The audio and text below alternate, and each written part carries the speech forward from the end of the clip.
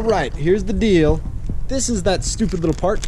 I've been waiting for it for the Suzuki so we can get it done. And I think I'm going to throw that in the carb right now. This is to keep the carb from leaking. It should, in theory anyway. It looks a little different, but it's cost me like $8 instead of like 40 or 50 directly from Suzuki. So we are going to stick that in, and hopefully it's going to fix our fuel leak, which it should. And then the plan is actually to be able to ride this thing this weekend. I won't do a carb service video. I will just do a time lapse, and I will bring it to the point where we get to stuff this thing in, and I'll show you exactly what the deal was with that thing if you don't remember.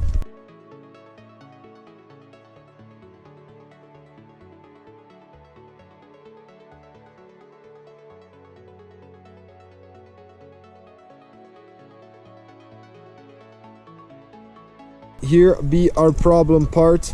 I know I'm kind of rushing this along because I am awfully short on time for today, getting fuel everywhere, check. And I'm just gonna rip it open here real quick. We'll see what kind of new stuff has accumulated in the bowl, if there was some stuff at the bottom of the tank, which isn't terribly unlikely.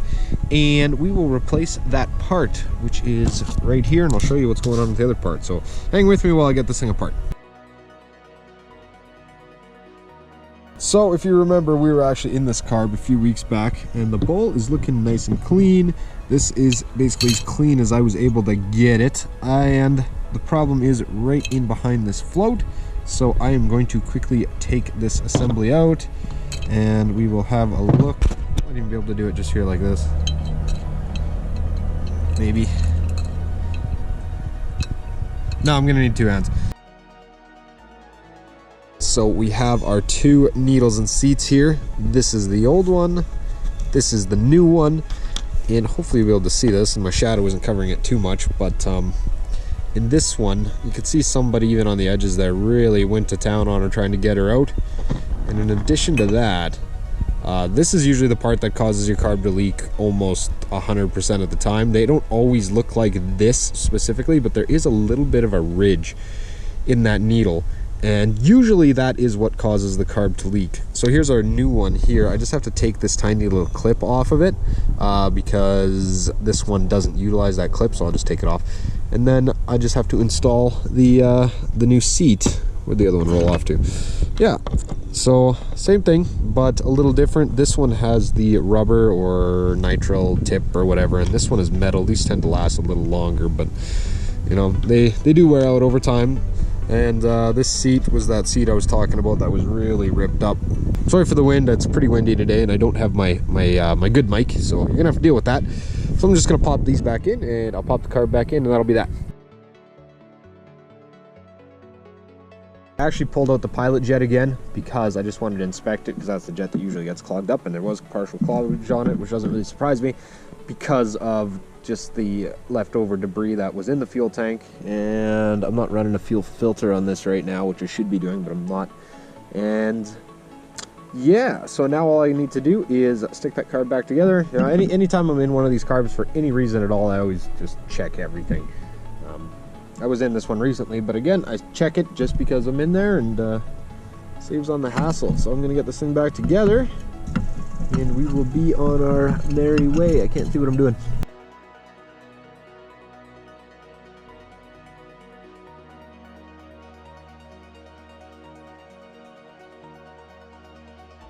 All right, we have her all back together.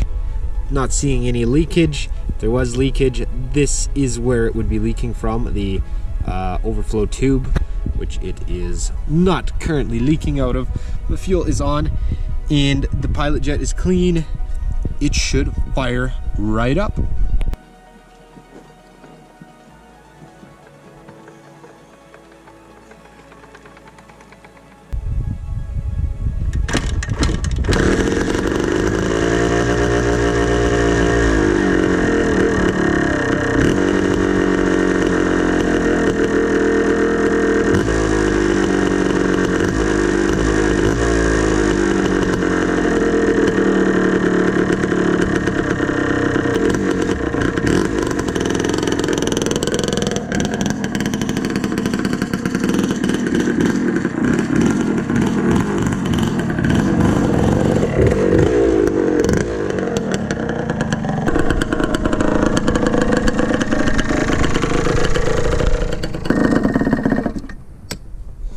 no kill switch. Clutch could use a little bit of adjustment, not a whole lot, just a little adjustment just to get it where it needs to be. Well, obviously I'm gonna have to take this thing for one more little rip. You remember when I was on this thing last time when I had the carb going, when I actually had it together enough to ride it, it was bogging out on me, and that's because what I think was that the unit was flooding because the carb was leaking. I mean, I could run it, but not really anything beyond that. Before I take it for a little run here, which I'm going to, I'm gonna just do the grip quickly on this side because I have a spare, and that one's fine. I'm not going to touch that one, and we will take it for a little rip after I put this grip on. And tires are going to get done hopefully next week, and I think I'm going to take this thing out for a burn this weekend, but hopefully nothing goes wrong on it. I mean, it's got exhaust leaks and stuff, but we won't go too far with it, but I'll have to go for a little rip. Oh yeah.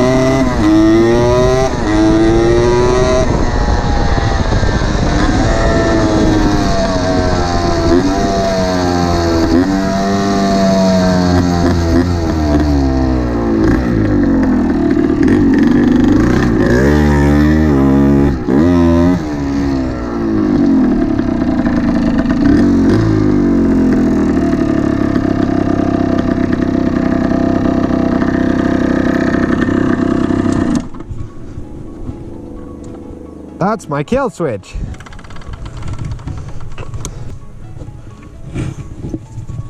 There you have it. It actually runs a lot better now than it had been before. Now that it's not flooding, it always has that little bit of a hesitation while building torque because it's an old two-stroke and there's probably nothing I can really do about it. But not leaking, float height seems good, and making good power, making better power than the IT back there actually. Alright guys, sorry for the short video today and the rushed video because I'm trying to get this stuff ready for the weekend. Because guess what? I think we are doing travel vlogs again this weekend. I know how much you guys love those. I'm pretty sure we are anyway. I got a couple units to get ready for the weekend here, and that's about all I got. Thanks everybody for watching this video. If you like this video, please consider subscribing to the channel if you haven't already, and I will see everyone this weekend in the should be travel vlogs. Bye everybody.